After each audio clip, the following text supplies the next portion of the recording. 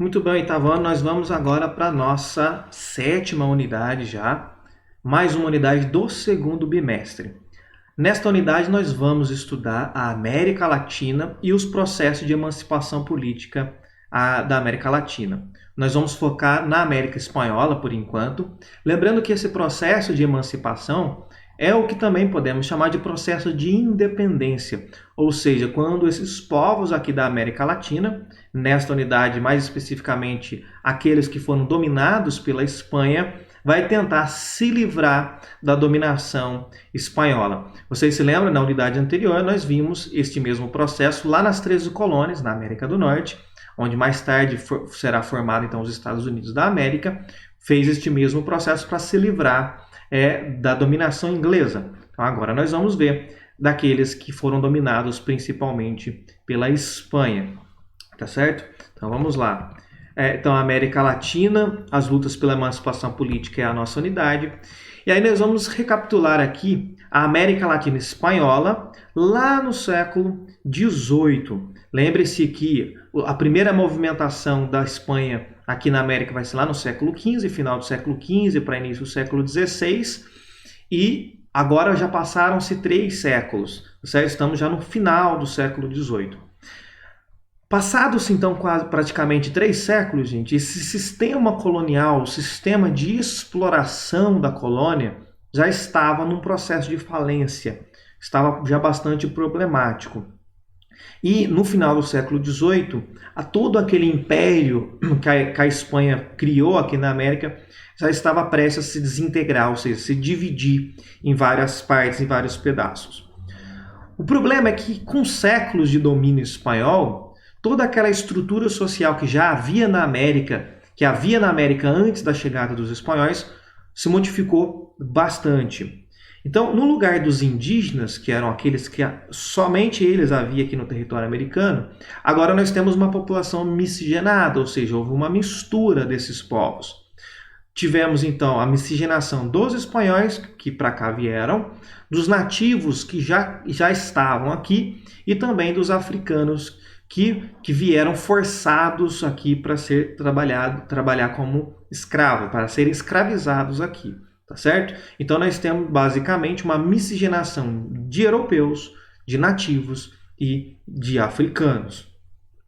Mas com o passar do tempo acabou surgindo aqui também uma elite social, um grupo que tinha um certo domínio econômico, que eram os descendentes dos espanhóis. Esse grupo de descendentes dos espanhóis eram chamados de criolhos, ou, se quiser aportuguesar, a palavra de crioulos. Então vamos entender bem quem são esses crioulos, gente. Olha, lá no começo, quem tinha direito de explorar as terras eram espanhóis. Então, um sujeito que era nascido na Espanha, ele se mudava para a América, ele tinha autorização do rei espanhol para poder usar da terra. Só que esse direito de usar a terra, ele era hereditário, ou seja, ele era passado de pai para filho. Acontece que com o passar do tempo, quando este espanhol mudava para cá, ele não voltava mais para a Espanha. Então, os seus filhos nasciam aqui no continente americano. Quando esse espanhol morria, o seu filho tinha o direito de explorar aquela terra. Só que percebam, esse filho não é espanhol de nascimento. O seu pai era. Ele não, ele era nascido aqui na América. Ele era então um americano, ele já era alguém que nasceu aqui no continente americano e que nunca havia colocado os pés na Espanha, nunca havia colocado os pés lá na Europa. E será esses que serão chamados então de criolhos. Então este grupo, ele é dono da terra, ele administra a terra, mas ele não é um europeu, ele não é um espanhol, ele é um descendente de espanhol. Gravem bem essa informação porque ela vai ser muito importante daqui a pouco. Bem, como esses crioulos, gente, nasceram aqui, ele não tem muito aquela fidelidade, aquele vínculo profundo com a Espanha. E começa a se sentir incomodado com as leis que a Espanha impunha sobre a colônia. tá certo? Então começaram então a questionar o sistema colonial, o monopólio comercial que a Espanha impunha sobre esse território. E um outro detalhe, como eles dominavam as terras, então de certa maneira eles formavam uma elite econômica, eles eram ricos. O problema é que quando falava-se da questão política, ou seja, da administração do território e da possibilidade de criar leis, de tomar decisão, os crioulos ficavam de fora. Por quê? Esses cargos de administração eram uma exclusividade dos espanhóis. Em outras palavras, os principais cargos administrativos eram uma exclusividade de quem nascia na Espanha. Então aqui nós teremos um conflito. Eles eram ricos, mas não podiam fazer leis, não podiam fazer regras, não podiam tomar decisões políticas, porque isto ficava a cargo de nascidos na Espanha. Era uma exclusividade dos espanhóis. E aí, então, é claro que eles vão iniciar um conflito contra a metrópole, porque eles querem também tomar as decisões políticas, eles também querem fazer parte da administração do território. Então, os colonos, de um modo geral, e aí aqui até então eu estava falando só da elite da colônia, dos crioulos, mas lembre-se, havia os nativos, ou seja, os indígenas, havia os africanos, os descendentes já dos africanos que nasceram aqui. Então, esses colonos entram em conflito com a Espanha. E o que vai animar eles a entrar em conflito com a Espanha será movimentos que já havia acontecido que deu muito certo, que foi um sucesso.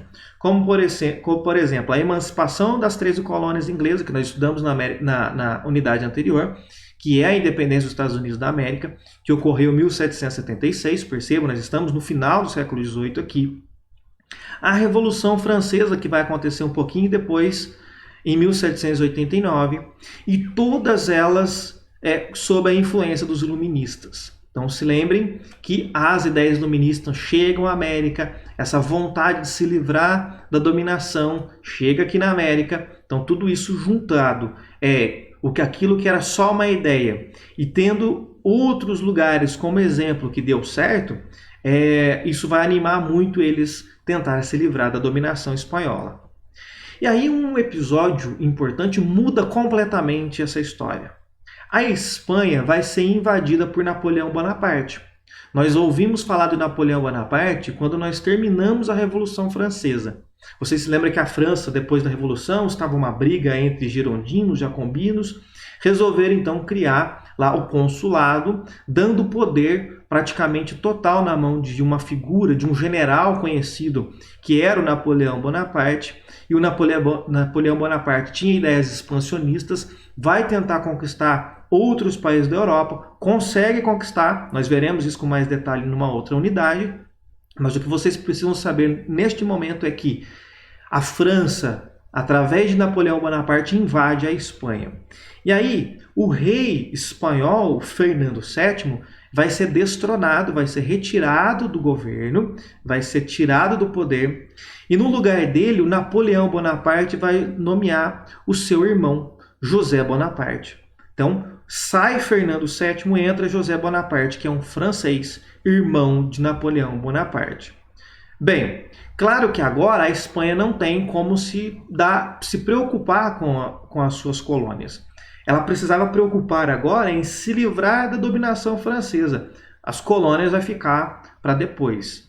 E aí, claro que aqui na colônia, os crioulos, quando ficaram sabendo disso tudo, vão aproveitar a oportunidade para iniciar então conflitos que vai mais tarde resultar na independência da Espanha. Então agora eles aproveitam que o Napoleão Bonaparte invadiu a Espanha e que a Espanha não vai ter condições de se preocupar com eles, porque vai ter que empregar todo o seu exército, sua tropa, para tentar expulsar os franceses lá do seu território, e vai se esquecer da colônia. Então os colonos, principalmente os crioulos, que era aquela elite econômica que aqui na América havia, vai tentar então se livrar da dominação espanhola. E aí, esses conflitos que vão começar, nós vamos ver nas próximas aulas com mais detalhes. Serão muitos, serão vários, e em cada região vai acontecer de uma forma. Nós vamos conhecer com mais detalhe nas próximas aulas.